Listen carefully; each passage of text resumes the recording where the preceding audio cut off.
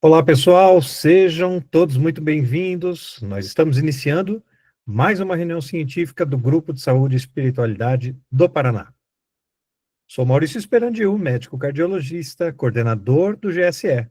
Se você é novo no grupo ou está nos assistindo pela primeira vez, o Grupo de Saúde e Espiritualidade do Paraná congrega profissionais das mais diversas áreas da saúde com o intuito de estudar e aprimorar a abordagem da religiosidade e da espiritualidade dos nossos pacientes durante a prática clínica diária. Nós focamos nos aspectos científicos, técnicos, acadêmicos, bioéticos e humanos da avaliação das crenças e práticas daqueles que nos buscam por auxílio, com o intuito de promover uma abordagem integral do indivíduo, ou seja, uma abordagem biopsicossócio-espiritual. Se você está conosco ao vivo, fique até o final para ter a oportunidade de tirar dúvidas e discutir o assunto já. Se você nos acompanha via YouTube, assista até o fim para não perder nenhuma novidade. Após um recesso merecido em julho, voltamos com nossa programação de estudos. Quero lembrar a todos que em nosso último encontro recebemos o Dr. Marcelo Youngblood, médico neurologista, abordando a religiosidade e a espiritualidade no paciente neurológico. Vale muito a pena assistir essa aula em nosso canal do YouTube. Hoje é uma alegria receber nossa querida amiga doutora Tatiana Giacomini para abordar o tema da abordagem da espiritualidade na criança e no adolescente. A doutora Tatiana é médica pediatra, especialista em terapia intensiva pediátrica e neonatal. É pós-graduada em integração da espiritualidade na prática clínica pela primeiríssima turma do NESM, da Universidade Federal de Juiz de Fora. Ela coordena o Departamento Científico de Espiritualidade da Sociedade Mineira de Pediatria e é membro do Grupo de Trabalho de Saúde e Espiritualidade em Pediatria da Sociedade Brasileira de Pediatria. Tatiana, mais uma vez, meu enorme agradecimento por estar aqui conosco. É uma honra lhe receber em nossa reunião de estudos. Tenho certeza que todos estamos ansiosos por saber mais sobre a abordagem da espiritualidade em nossas joias do mundo, as nossas crianças. Esteja à vontade para a sua aula, o encontro é todo seu. Boa noite, Maurício, obrigada pelas palavras. Boa noite a todos, gente. É uma alegria, né, estar aqui hoje com todo mundo. Eu estou falando de Belo Horizonte, que é onde eu moro, né? E antes de eu começar, deixa eu só ver se eu consigo aqui compartilhar, então, a nossa tela. Eu gostaria de agradecer novamente o convite. É uma honra e uma alegria estar aqui com vocês essa noite. Agradecer a presença de todos que estão aqui e os que, porventura, forem assistir depois, né? Eu sei que, junto conosco aqui hoje, existem algumas pessoas que participam do grupo de estudo que nós temos aqui em Minas Gerais, da Sociedade Mineira de Pediatria, sobre espiritualidade e pediatria, e é uma alegria, né, estar nessa noite, uma noite especial, que hoje, no dia 27 de agosto, o dia do psicólogo, né, esse profissional que é tão importante, e em pediatria eu acho que ele é essencial, né, na condução aí da saúde mental das nossas crianças e adolescentes, que é, inclusive, uma das coisas que a gente vai abordar na noite de hoje. Então, gostaria de parabenizar aqueles profissionais da psicologia que estiverem aqui conosco hoje, que se sintam abraçados aí, né, por todos nós. Bom, passou, Maurício? Só para eu saber se realmente está ok. Passou certinho. Ok, então vamos lá. Antes de eu começar a falar sobre as evidências científicas que existem em pediatria sobre espiritualidade, eu gostaria de fazer uma introdução contextualizando um pouco a questão dessa especialidade que para mim, assim, é uma especialidade adorável, né? Assim, realmente eu amo a pediatria, e que é uma especialidade muito particular e peculiar, né? Talvez, aqui como nós estamos num grupo que tem profissionais de diversas áreas, talvez as pessoas não consigam, às vezes, entender e compreender essa particularidade e essa peculiaridade da pediatria. É porque a pediatria, diferente das outras especialidades médicas, ela cuida de uma fase de vida do ser humano em que há uma diferenciação enorme, né, no desenvolvimento de linguagem, cognitivo, emocional e, consequentemente, espiritual, né? A pediatria, já há uns 20 anos, ela abarcou também a fase da adolescência, então hoje os pediatras atendem aí crianças e adolescentes de 0 a 18 anos, né? E isso, assim, um bebê, um recém-nascido, que não tem nenhuma autonomia, e um adolescente de 18, que em muitas situações, às vezes, já completamente independente, já trabalha, e às vezes já tem até família. Então, é muito diverso o universo com que a gente lida na pediatria, né? Além disso, ainda tem uma questão que, quando nós tratamos do paciente pediátrico, quando a gente atende a criança ou adolescente, a gente não atende só aquele ser humano que está nessa faixa etária, mas essa criança e esse adolescente vem com uma família, ou vem pelo menos com os cuidadores, né, junto. E isso é uma outra peculiaridade da pediatria, né? A gente está inserido num contexto em que muitas vezes nós estamos cuidando, acolhendo, tratando todo um núcleo familiar, e não simplesmente aquele paciente, né, considerado pediátrico. E uma outra questão que eu gostaria de trazer hoje aqui, antes da gente iniciar a parte específica de espiritualidade, é sobre a questão do desenvolvimento da criança e do adolescente. Então, eu não sei se todo mundo tem essa familiaridade, mas hoje nós vamos trazer aí alguns psicólogos, né, no Dia do Psicólogo, que trouxeram uma contribuição imensa no conhecimento, né, de como ocorre o desenvolvimento cognitivo da criança e do adolescente. Então, o Piaget, que é um psicólogo, né, do início do século XX, aí, e que desenvolveu a teoria do construtivismo, que hoje é usado em muitas escolas, e desenvolveu a teoria do desenvolvimento cognitivo da criança. Ele mostra, né, através das observações que ele fez, como que a criança se desenvolve, né, de 0 à idade da adolescência, acima de 2 anos, nomeando cada uma dessas fases, e a gente entendendo aqui que essas fases, elas não são estanques, né? São fases que acontecem de forma dinâmica, de forma progressiva, e que pode variar um pouco de uma criança para outra, mas que, no geral, ela se dá dentro dessas faixas etárias que estão aí no quadro. Então, de 0 a 2 anos, a criança está numa fase em que ela explora o mundo através dos seus sentidos, né, na fase que a criança ela percebe tudo que está à volta dela através das sensações, né? Na faixa etária de 2 a 6 anos, ele nomeou como a fase do pré-operatório, em que é aquela fase que a criança está no egocentrismo e que ela também tem o animismo. Isso, o que significa isso? Ela percebe o mundo pela ótica dela, por isso que a criança nessa fase a gente chama de egocêntrica. Então, ela percebe pela ótica dela, e por isso, tudo que está à volta dela, ela acha que sente e pensa como ela. Então, a criança, ela conversa com uma boneca, ela conversa com um bichinho, ela conversa com uma florzinha, porque para ela o mundo inanimado é como ela, sente e pensa como ela.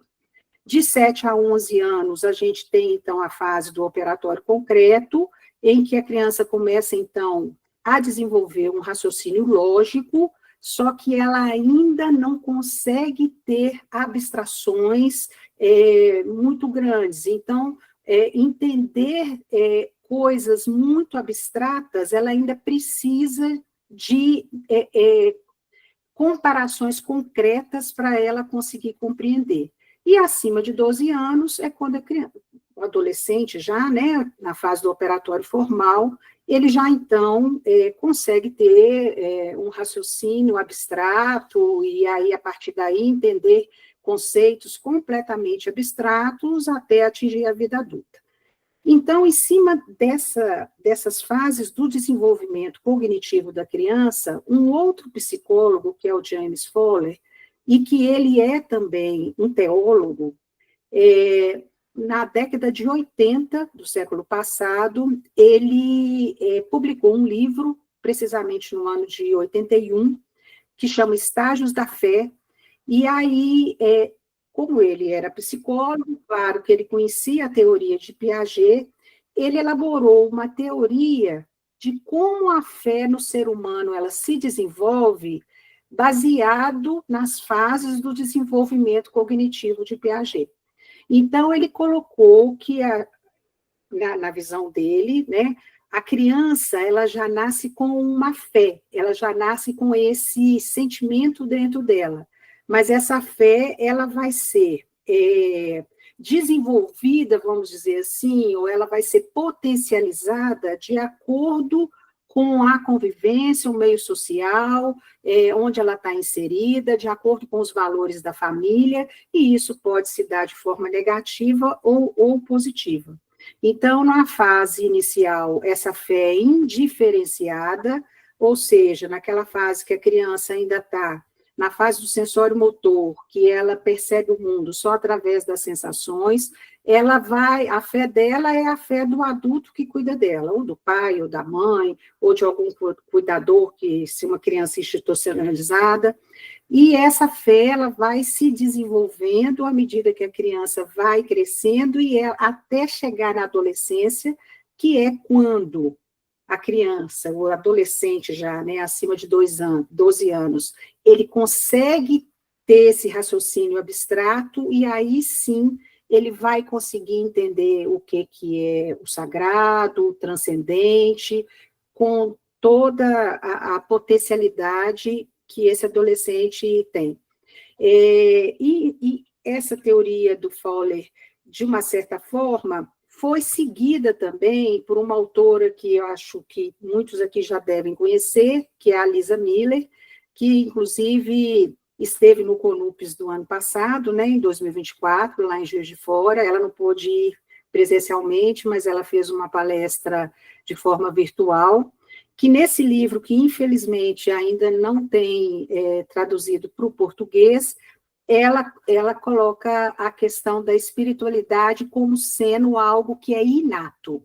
Então, a pessoa, o ser humano, ele já nasceria com essa semente, vamos dizer assim, da espiritualidade dentro dele, e de acordo com o meio social, familiar, com os valores que essa criança vai tendo contato, à medida que ela vai crescendo e vai desenvolvendo, ela pode ter a capacidade de desenvolver essa semente que vai florir e dar frutos de acordo com a forma como ela é educada. Do outro lado, acontece a mesma forma. Se essa criança ela não tem, durante o seu desenvolvimento, os valores éticos, os valores de espiritualidade, se ela não tem contato nenhum com isso, é mais difícil ela, na vida adulta, se tornar um ser que tenha esse potencial espiritual desenvolvido. Bom, além dessa questão do desenvolvimento da espiritualidade, da fé e cognitivo, uma outra coisa que eu gostaria de trazer um contexto aqui é a questão do século que nós estamos vivendo, né? Isso tem sido motivo de discussão de vários artigos científicos dentro da pediatria, principalmente com a urbanização, as nossas crianças cada dia mais tendo contato com telas, redes sociais, levando ao sedentarismo e pouco contato com a natureza. E não é à toa né, que hoje em dia a gente tem aí publicação de livros, séries, animações, que tratam exatamente desses conflitos que as nossas crianças e adolescentes têm vivido na atualidade do século XXI.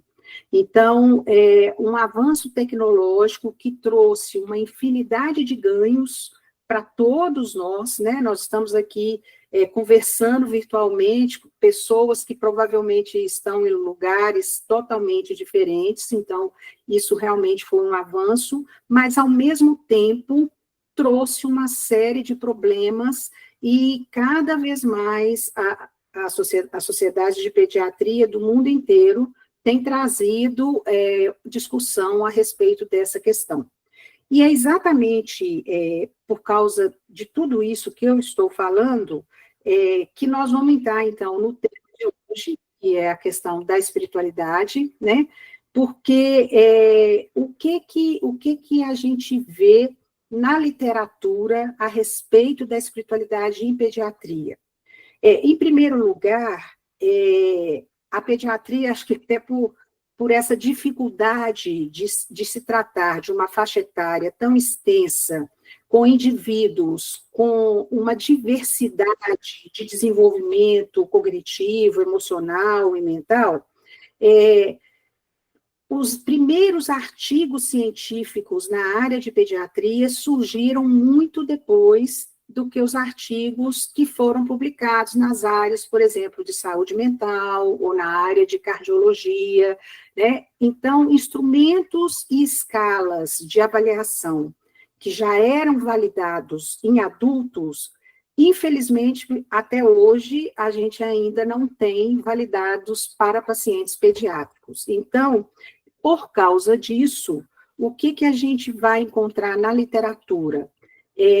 A maioria dos artigos, né, vão tratar da espiritualidade na adolescência, ou então de crianças maiores. E a maioria dos artigos em pediatria vão trazer o conceito de espiritualidade, que é o conceito da Puchalski, né? Então, exatamente por ser um conceito, aí, lógico, eu vou trazer para vocês qual que é a minha opinião, né? Eu acredito que por se tratar de um universo infantil que tem uma compreensão tão diferente de crianças pequenas a um adolescente, por exemplo, é mais fácil você englobar esse universo dentro de uma definição que é mais ampla, como é a definição da Puchalski. Eu estou falando isso porque isso é uma controvérsia dentro da literatura, né? A gente tem artigos que tratam de espiritualidade, que traz o conceito do Harold Koenig, e outros que tratam o conceito da Puchalski, mas nos artigos que vêm de saúde mental, de cardiologia ou de outras áreas, né, da saúde, esses conceitos eles são mais claros. E nos artigos que tratam da população pediátrica, isso aí já fica mais indefinido. Então, a grande maioria dos artigos vai trazer o conceito dela como sendo o conceito de espiritualidade. Bom, e aí, então, o que a gente tem dentro da área da pediatria? A maior parte dos artigos são na adolescência, até pelo fato de ser mais facilmente aplicados, os instrumentos e escalas de avaliação, como eles são validados no adulto, eles podem ser replicados nos adolescentes, que já têm uma compreensão, um raciocínio abstrato, como eu falei anteriormente. Em crianças menores, a gente já vai ter mais dificuldade de encontrar artigos, mas a gente tem uma série de artigos que tratam de doenças crônicas ou degenerativas em pediatria. Vamos encontrar algum material que trata de luto, né, no caso dos familiares que lidaram com luto, ou então doenças ameaçadoras à vida. Alguns poucos artigos de experiências de fim de vida em criança e adolescente, artigos que tratam de crianças ou adolescentes em vulnerabilidade social, Em crianças saudáveis, são muito poucos, menos ainda, e para profissionais da área, ou que lidam com a área de pediatria, menos ainda. Então, vocês vejam que a gente realmente tem um universo enorme, uma faixa etária enorme, que engloba, eu acho que uma fase do ser humano que ele literalmente está florescendo, mas que ainda a gente precisa de mais estudos. Nessa última década, né, vamos dizer assim, de 2020 para cá, é que tem aparecido uma produção maior, porque eu acredito que as sociedades de pediatria do mundo inteiro, elas, até por causa dessa questão das telas, das redes sociais e do impacto que isso tem gerado na saúde mental, principalmente dos adolescentes, tem se preocupado mais com essa questão da espiritualidade. Então, a gente tem visto, então, uma produção maior de artigos. Eu optei, então, para trazer para vocês um artigo de cada uma dessas 7 áreas. É claro que eu não vou apresentar o artigo inteiro, porque senão a gente ficaria aqui a noite toda, né, falando sobre isso, mas eu optei por trazer um artigo científico de cada uma dessas áreas para vocês entenderem, né, para todos nós, inclusive no final, podermos discutir a contribuição, né, que a ciência tem trazido na área da espiritualidade e pediatria. Então, nós vamos começar aí com os nossos adolescentes. Esse artigo é de 2019, né? É um artigo, na verdade, que saiu numa sessão especial do Jornal de Pesquisa em Adolescência.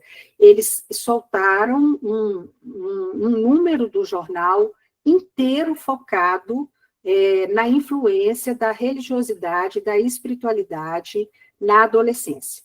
Então, eles fizeram uma revisão sistemática, né, de 30 anos, então eles pegaram de 1988 até 2017, tudo que existia na literatura que tratasse de processos de influência religiosa ou espiritual na adolescência.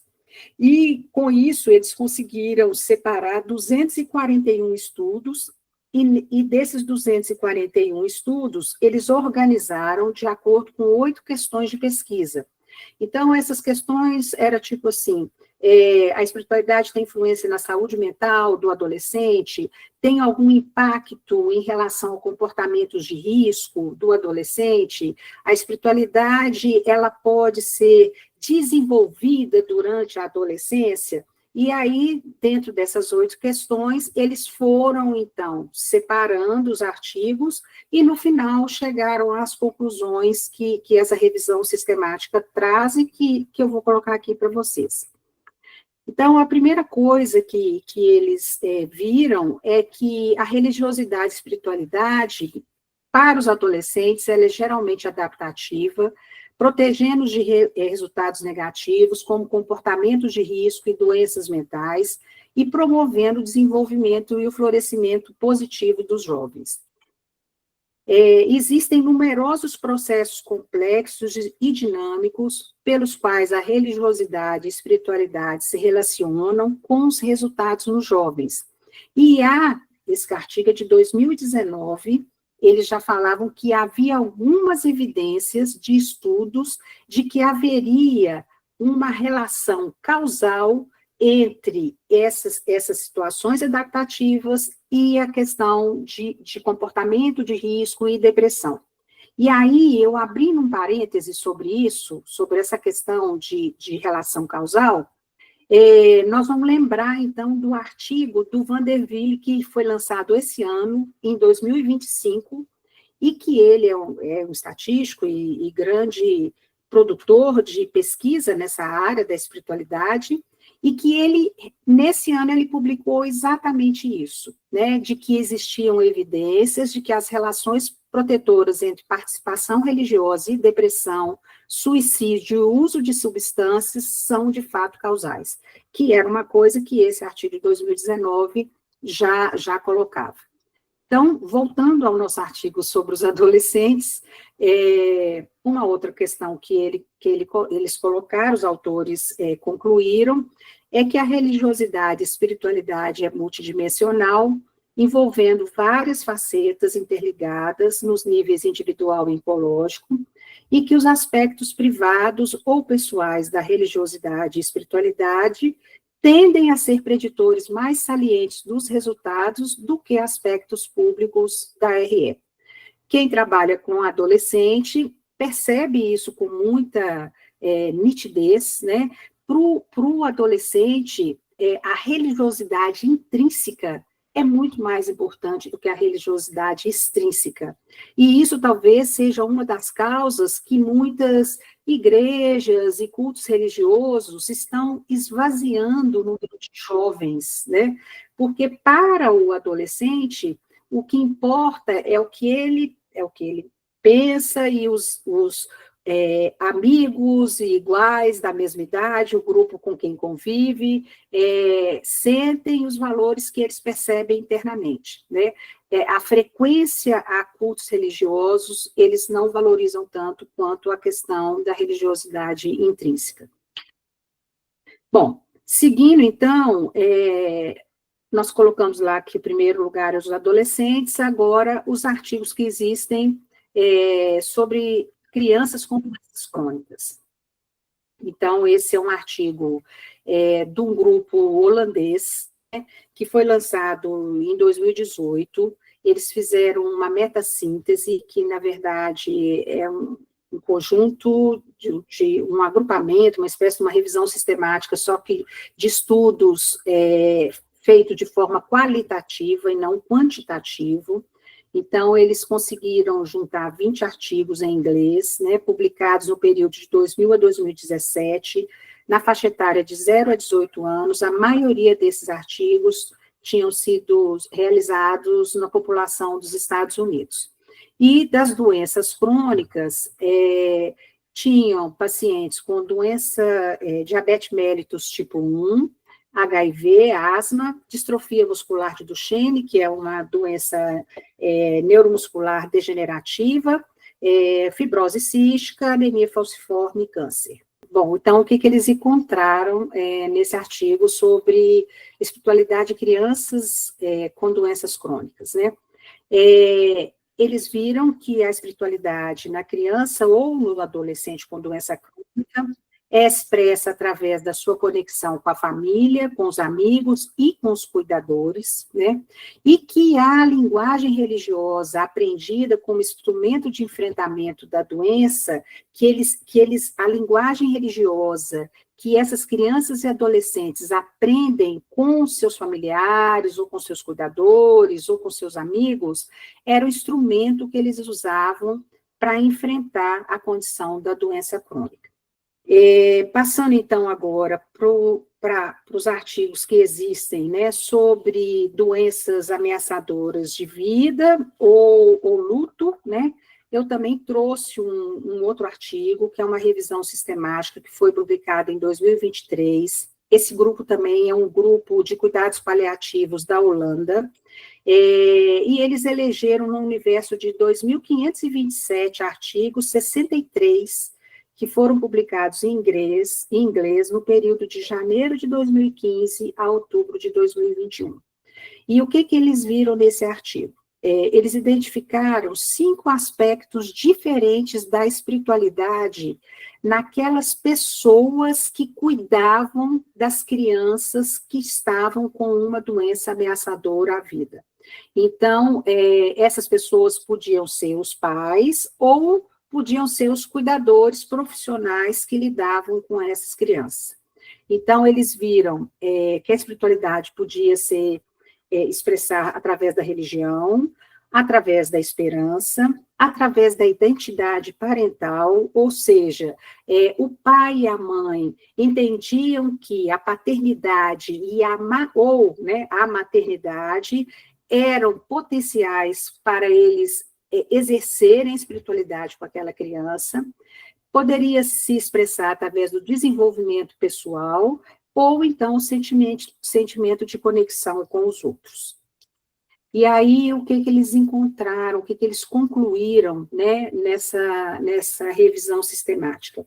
A dimensão espiritual dos pais de crianças com doenças limitantes ou ameaçadoras à vida serve de suporte e se manifesta em como eles se conectam com sua fé com os outros e consigo mesmos como pais.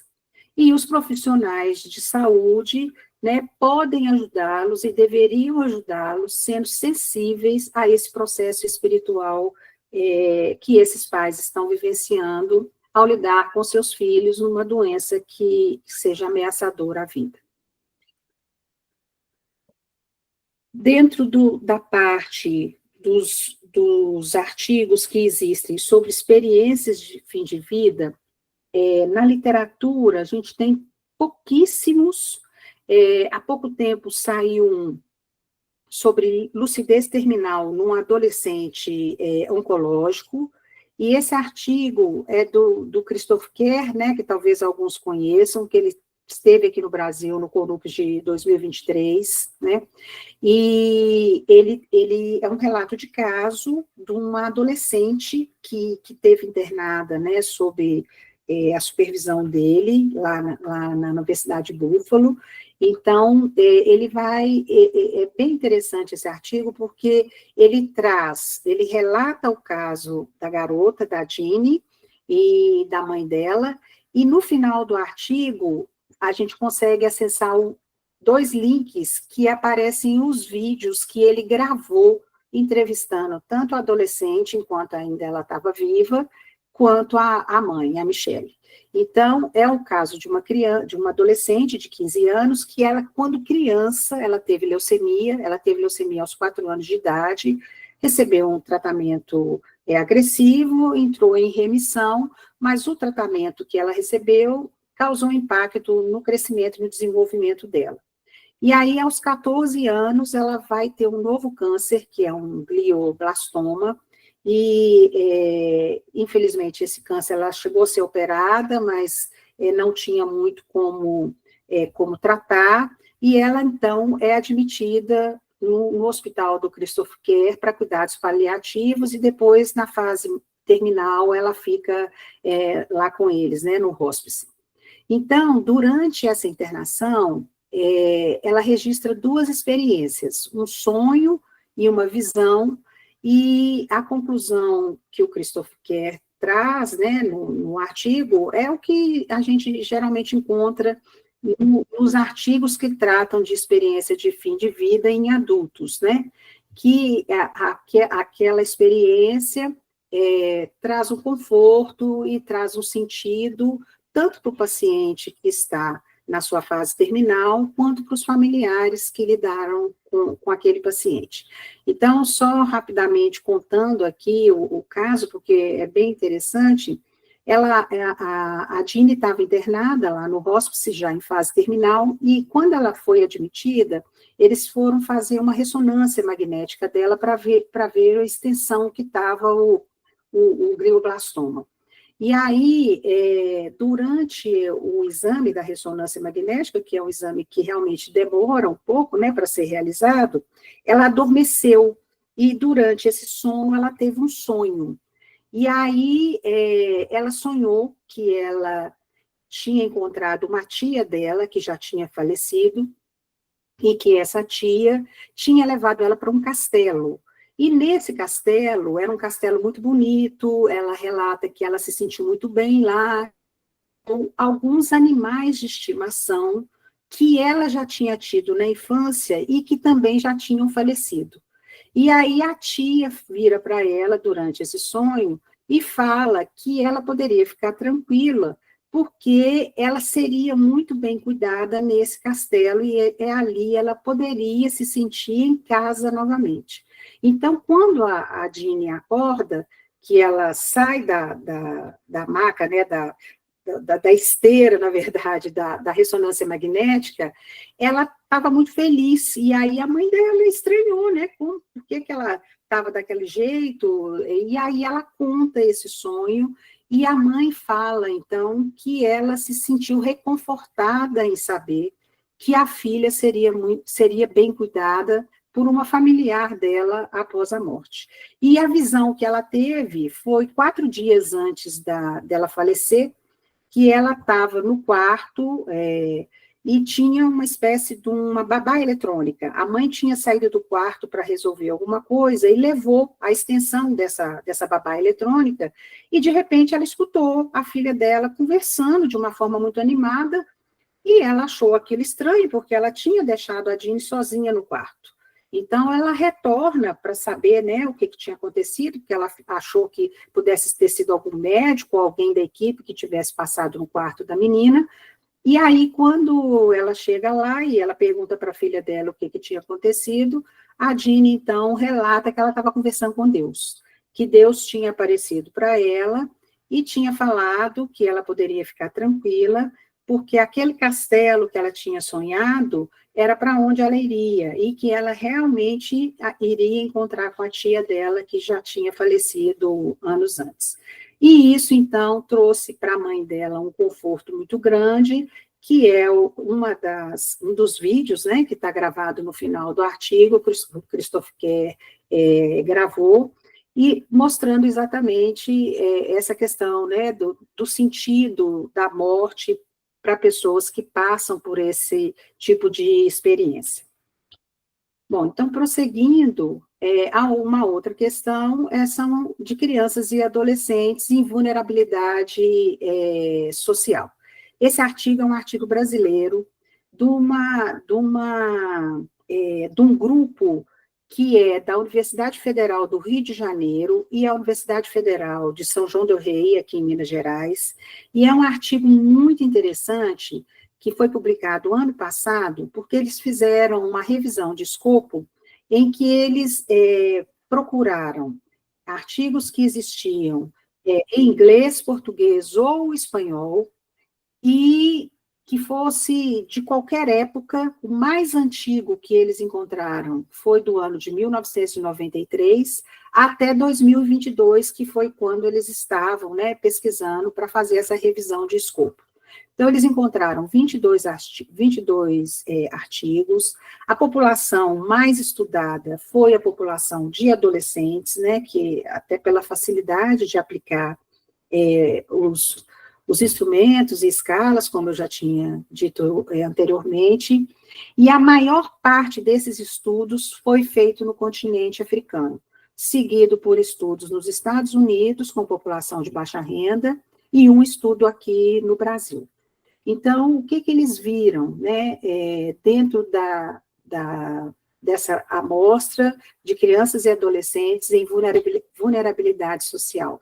Que a espiritualidade foi considerada importante, né, para enfrentamento, apoio social, propósito e força, sendo considerada fator de proteção e fonte de conforto em condições de vulnerabilidade social. Seguindo, então, o artigo que talvez também muitos aqui conheçam, que é o artigo da Vivian, né, lá do NUPES, que coordenado pelo professor Alexander, que já esteve aqui no grupo, né, expondo no início do ano.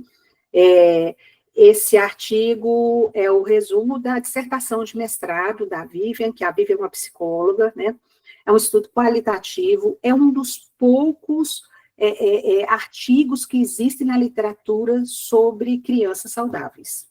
Então, a contribuição desse artigo realmente foi imensa, porque a gente tem muito pouco na literatura, como vocês viram até agora, né, todos os outros estudos em crianças doentes ou adolescentes, mas na população de crianças saudáveis a gente tem muito pouca coisa.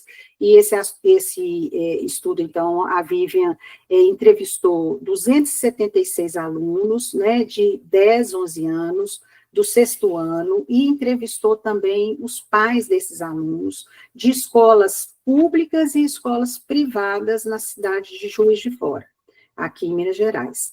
E no questionário, que foi aplicado tanto para as crianças quanto para os pais, ela investigou, então, o sentido de crenças e valores da religiosidade e da espiritualidade, e qual que era o impacto, né, disso na vida tanto das crianças quanto dos pais. E o que ela encontrou? A maioria das crianças acredita que as práticas de religiosidade e espiritualidade auxiliam no desenvolvimento de habilidades como superar desafios, fazer escolhas pessoais e interagir com outras pessoas. E os pais, o que eles responderam? Todos, exceto um dos pais, relataram que a religiosidade e espiritualidade é importante e positiva para a educação das crianças, especialmente no desenvolvimento de valores, caráter e um estilo de vida mais ético. Seguindo, então, o último dos nossos artigos científicos na área de pediatria, é um artigo mais antigo, que vocês estão vendo aí, de 2011, mas é um artigo muito valioso, que eu sugiro todos os profissionais que trabalham na área de pediatria, não só médicos, mas enfermeiros, psicólogos ou de outras áreas da saúde, merecem ler esse artigo, porque o autor ele é um pediatra e ele trabalha com bioética, ele inclusive é da Comissão de Bioética da Academia Americana de Pediatria. Então, ele vai discorrer sobre exatamente essa questão da religiosidade, espiritualidade em pediatria, e o que ele coloca, né? Isso em 2011. Por que é importante a gente reconhecer a questão da religiosidade e espiritualidade do paciente pediátrico? Porque a saúde espiritual, para os pais, ela pode ser igualmente importante que a saúde física. A espiritualidade já era sabido naquela época, e hoje mais ainda, porque a gente tem mais literatura mostrando evidências disso, ela melhora a COPE e melhora a qualidade de vida. É bom que ele chora. Acho que alguém está com o microfone aberto. Uma outra questão é a sensibilidade à cultura familiar, quando você reconhece esse aspecto do paciente que você está lidando, você mostra que você tem uma sensibilidade, uma preocupação por esse lado também do paciente, e isso, claro, que enriquece a relação médico-paciente. Então, ele vai trazer uma série de, vamos dizer assim, orientações que levam em consideração a religiosidade e a espiritualidade para o profissional que trabalha na área de pediatria. Então, ele coloca que a oração, sacramentos e relíquias religiosas na beira do leito são exemplos de expressão da religiosidade e espiritualidade, e esses elementos podem complementar o cuidado médico padrão e não cria nenhum conflito com o plano de cuidado terapêutico. Tais práticas não só deveriam ser permitidas, como também encorajadas, porque elas promovem importante união entre o paciente e a família, independente dos membros da equipe assistencial entenderem ou compartilharem das mesmas crenças. E ele vai colocar uma parte que é de uma sensibilidade imensa dele como médico e de quem trata sobre bioética, que é a questão da oração. Porque ele fala que muitas vezes a família ou o próprio paciente podem chamar o médico para participar do momento de oração, e que o médico ou outro profissional de saúde que esteja cuidando dessa criança deveria ter o respeito e se colocar disponível, acolher esse momento, porque as pessoas elas podem orar pela recuperação do paciente, pela acurácia do diagnóstico médico, pelo sucesso do tratamento, mas também eles podem orar pela paz e restauração da família após uma doença prolongada ou o óbito do paciente. E você se mostrar disponível para estar ali junto da família ou junto do paciente neste momento é extremamente importante. E aí ele finaliza o artigo falando que os pediatras deveriam fazer um esforço para serem sensíveis e respeitosos às crenças e comportamentos de religiosidade e espiritualidade, tendo em mente que esse treinamento e habilidade oferece cuidado para o tratamento integral do paciente pediátrico, alinhado com o melhor interesse da criança. Então, levando em consideração tudo isso de evidência que a gente tem na literatura, já há alguns anos, a Sociedade Brasileira de Pediatria vem disponibilizando documentos dos seus diversos departamentos científicos. Aqui eu trouxe 4 exemplos desses documentos, que tratam da importância do cuidado espiritual ao abordar o paciente pediátrico. E no final do ano passado, né, em dezembro de 2024, foi criado, então, o grupo de trabalho só de saúde e espiritualidade em pediatria, que nós estamos tendo a honra e a alegria de fazer parte, e a gente deve lançar agora, nesse segundo semestre, o primeiro documento, resultado, né, do grupo de trabalho, de orientações, tanto para o profissional, quanto para os familiares, a respeito da espiritualidade em pediatria. Para finalizar, eu queria trazer um caso clínico, que foi um caso da minha vivência profissional. Essa aí é a maternidade onde eu trabalho, aqui na região metropolitana de Belo Horizonte. Ela fica no município de Betim. É uma maternidade de alta complexidade, a gente tem UTI neonatal, UTI para gestante, e a gente admite pacientes de 13 municípios da região metropolitana, e esse caso, eu inclusive apresentei, foi o meu trabalho de final de curso da pós-graduação de integração da espiritualidade na prática clínica. Eu acredito que algumas pessoas que estão aqui presentes talvez já tenham assistido a apresentação desse caso. Eu vou pedir desculpa a elas e pedir a liberdade delas escutarem novamente, mas eu acho que é um caso que realmente vai ilustrar bem tudo isso que foi colocado até agora a respeito de evidência científica da questão da espiritualidade. Antes de eu contar o caso para vocês, eu queria trazer mais um artigo, e esse é o último artigo realmente. Esse artigo me foi apresentado por uma grande amiga, que ela é paliativista neonatal, ela é do grupo de medicina fetal do Hospital das Clínicas, aqui da UFMG, a doutora Angélica, e é uma amiga querida, e ela teve depois a oportunidade de apresentar esse artigo no nosso grupo de estudo da Sociedade Mineira de Pediatria, mas é um artigo que eu acho que, apesar dele ser de 2014, todo profissional da saúde deveria ler, porque ele vai falar sobre a questão da comunicação, de você ter uma leitura além daquilo que a pessoa está te falando. E ele traz um grupo de paliativistas do Johns Hopkins, né, nos Estados Unidos. Ele traz esse acrônimo AMEN, que significa o A de afirmar ou reconhecer a esperança, M de compartilhar o desejo, o E de continuar a educar sobre as questões médicas, e o N, que é assegurar que a equipe permanecerá ao lado, não importa o que acontecer.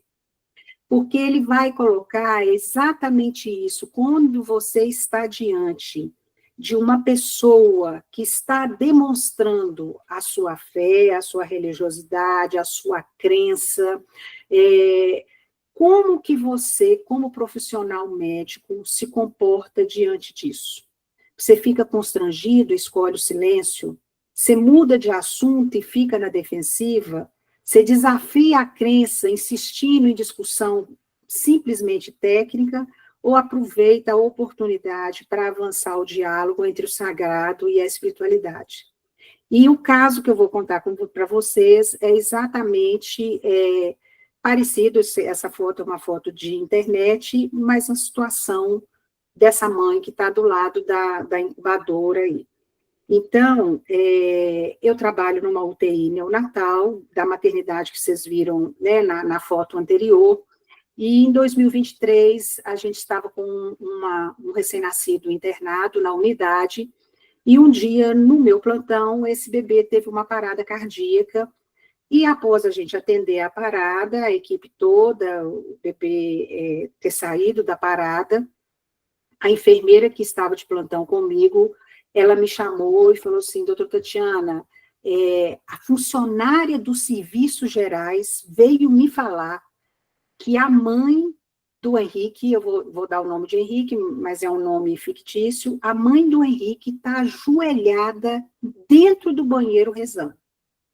E aí, a gente já sabia que essa mãe, ela era extremamente religiosa, porque no leito do Henrique sempre tinha algum cartaz, isso aí é um cartaz que foi feito por ela, né? Sempre tinha algum objeto religioso, alguma oração que ela escrevia e mantinha ali do lado do berço, da incubadora, e aí, quando ela me falou aquilo,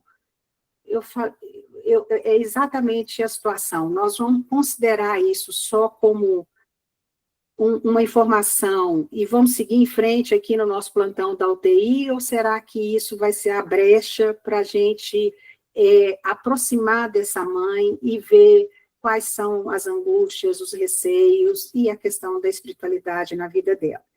E aí eu aproveitei, então, a oportunidade e vou contar, então, o caso do Henrique para vocês. Então, ele era um recém-nascido, né, que nasceu dia 4 de maio de 2023, foi um parto cesárea de urgência, porque a mãe teve uma hemorragia. Ele nasceu com 26 semanas de idade gestacional, pesando 810 gramas, foi entubado na sala de parto e transferido lá para a UTI neonatal. A mãe, que eu vou chamar aqui de Carol, né, essa entrevista que eu fiz com ela, a gente realizou dois meses, né, depois que ele já estava internado. Vejam bem, 2 meses que esse bebê estava internado, com toda uma equipe cuidando dele, e até então ela nunca tinha contado para ninguém o que ela vai contar para mim agora, quando a gente teve a oportunidade de abordar a questão da espiritualidade.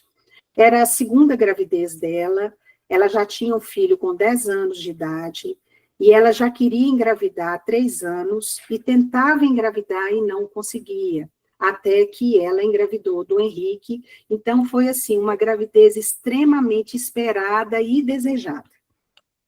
E aí, eu apliquei nela o FICA, até porque eu acho mais fácil de lembrar, e o que ela me conta, então, da parte espiritual dela. Era ela evangélica, ela se tornou evangélica aos 15 anos de idade, desde essa época ela frequentava a igreja pentecostal, né? E ela tinha se convertido a essa igreja por causa de um envolvimento dela e da família dela com droga, com o tráfico de droga, na verdade. E aí eles passaram por uma situação muito complicada e ela acabou se convertendo, e hoje o marido dela também se converteu, e eles frequentam, então, a igreja pentecostal. Então, ela dava extremamente importância à fé na vida dela, ela entendia que a fé é que sustentava e que fez ela mudar de vida, e que daí para frente é que a vida dela realmente foi uma vida que valeu a pena.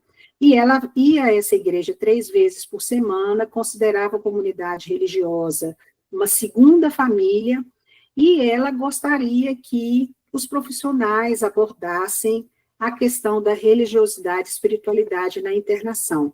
De uma certa forma, as pessoas já davam um pouco de acesso, tanto que ela, como eu disse anteriormente, já fazia cartazes, já colocava objetos religiosos no leito do filho dela, mas ninguém tinha, vamos dizer assim, eu não sei nem se coragem é a palavra certa, eu acho que treinamento mesmo para abordar essa questão. E aí, como ela se sentiu à vontade comigo, a partir do momento que eu coloquei, né, fomos conversando a respeito do FICA, né, fui conversando a respeito da fé, da importância da fé na vida dela, ela foi, então, e me contou 2 situações que ela viveu durante essa internação. Então, o que aconteceu? ela já tinha tido, durante essa gestação do Henrique, 3 sangramentos. Os 2 anteriores, ela teve o sangramento, ela achou que ela estava tendo um aborto, e ela foi para a maternidade, chegou lá, foram feitos todos os exames, colocaram ela em repouso, o sangramento passava e ela era mandada de volta para casa. Nessa terceira vez, que foi exatamente quando o Henrique nasceu, ela chegou da mesma forma, achando que ela ia fazer os exames, eles iam colocar ela em repouso, alguns dias internada, e depois ela seria liberada. Então, levaram ela para a sala do ultrassom, e enquanto o obstetra estava fazendo ultrassom, ela me falou que quando ela olhava para o pé dela, ela via uma incubadora no pé da maca. E que aí, naquele momento que ela viu a incubadora, ela entendeu que o filho dela ia nascer. E aí, realmente, na hora que o médico acabou de fazer o ultrassom, ele fala com ela que ela teria que ser levada com urgência para o bloco obstétrico, que eles teriam que fazer uma cesárea de urgência, porque o que ela tinha era uma placenta percreta. Então, para quem não tem familiaridade com as condições da obstetrícia, a placenta, que é o que nutre o bebê, o feto, né, enquanto ele está sendo gestado, ela fica aderida ao endométrio do útero, que é a camada interna do útero, né? E a gente pode ter situações em que a placenta ela vai penetrando tanto o endométrio quanto o miométrio, e ultrapassa o miométrio, que é a camada muscular do útero, que é o que aconteceu com ela. Ela tinha uma placenta percreta, né, que ultrapassava a camada do útero, e isso é o que estava causando o sangramento. Então, o médico fala com ela que era uma cesárea de muito risco, porque tanto ela quanto o bebê poderiam morrer durante a cirurgia. E aí, eles retiram o neném, que foi, né, para a UTI, e ela tem um choque hemorrágico. Na hora que eles tentam retirar a placenta, como ela estava ultrapassando o miométrio do útero, começa a sangrar, eles não conseguem controlar esse sangramento durante a cirurgia. Ela chegou a receber 6 bolsas de concentrado de hemácia, 2 de plasma, e eles tiveram, então, que retirar o útero dela e retirar, inclusive, o topo da bexiga, porque era a placenta, ela ultrapassou o útero e ainda aderiu na parte superior da bexiga. E aí ela fala que ela escutava os médicos, que ela ainda estava consciente nesse momento da cesárea, escutava os médicos pedindo sangue e aquela correria toda, até que ela perde a consciência. Eu imagino que ela, por causa do choque hemorrágico, até a própria hipotensão, né, deve ter provocado essa perda de consciência dela, e aí ela me conta, então, que ela viu uma luz, né, ela viu um túnel com uma luz, e um ser no final desse túnel, que na crença dela, ela julgava ser Jesus. E aí que quando ela viu esse ser, ela sentiu uma paz imensa, e ali ela quis ficar com aquele ser, ela se sentia acolhida, e de repente ela começa a ter a sensação de que ela estava caindo, e aí ela acorda. E quando ela acorda, já era o dia seguinte da cesárea e ela estava na UTI, porque ela também ficou na UTI durante uma semana, né? Então, ela fala, ela se abre comigo e fala que ela tinha certeza absoluta, veja bem, essa conversa nós tivemos após uma parada cardíaca do filho dela. Ela tinha certeza absoluta que o filho dela iria sobreviver, e era por isso que ela estava de joelhos, rezando dentro do banheiro, porque tanto a visão que ela teve da incubadora, quanto a experiência de quase morte durante a cesárea, trouxeram a ela a certeza de que o nascimento do filho dela tinha um propósito na vida dela e na vida do filho. Então, isso trazia a ela um certo conforto e uma confiança também. E assim foi que essa aí é uma foto dela realmente com os filhos, as fotos anteriores são fotos da internet, mas essa aí ele já quando já estava numa ventilação não invasiva, após ela ter tido alta da UTI, ela ficava diariamente, né, na UTI neonatal com o Henrique, Ele ficou internado conosco durante 5 meses, foram inúmeras intercorrências, inúmeras vezes que a equipe multiprofissional que cuidava dele achou que ele iria a óbito.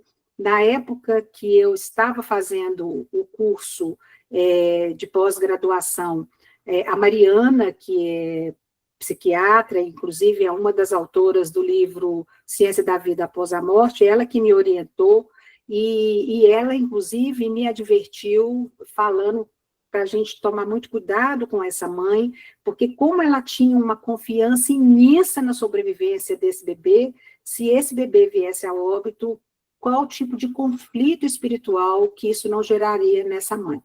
Mas, né, apesar de todas as intercorrências, o Henrique, mas e graças a Deus, e felizmente, né, ele teve alta, né, 5 meses depois, isso aí é uma foto dele no dia que ele saiu do hospital, no dia 25 de outubro de 2023, e esse é o Henrique, mês passado, já com 2 anos de vida, ele vem sendo acompanhado no ambulatório de follow-up lá do hospital, que acompanha os nossos bebês prematuros, e até agora sem apresentar nenhum tipo de sequela ou atraso do desenvolvimento neuropsicomotor, né, e está muito bem, tá?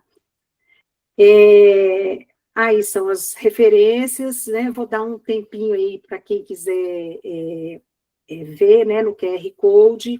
Eu vou colocar também, se o Maurício me permitir, lá no grupo, essas referências, são todos os artigos que foram apresentados. Eu só vou pedir desculpa a vocês que eu me esqueci de colocar nesse QR Code aqueles documentos da Sociedade Brasileira de Pediatria, mas eles são de fácil acesso no site da SBP, e eu também vou colocar no grupo do WhatsApp para quem quiser ter acesso àqueles 4 documentos, tá? E eu não podia encerrar sem fazer a propaganda aí do nosso grupo de estudo de Pediatria e Espiritualidade, da Sociedade Mineira de Pediatria. Esse grupo está completando 2 anos exatamente agora, no mês de agosto.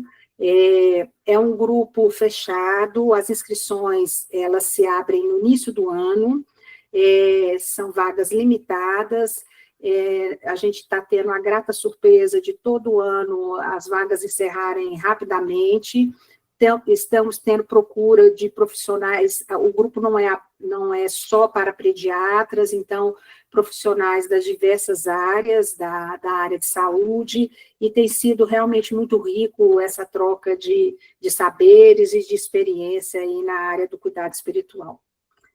Eu queria agradecer novamente, Maurício, pelo convite, pela confiança, agradecer a presença de vocês até esse momento.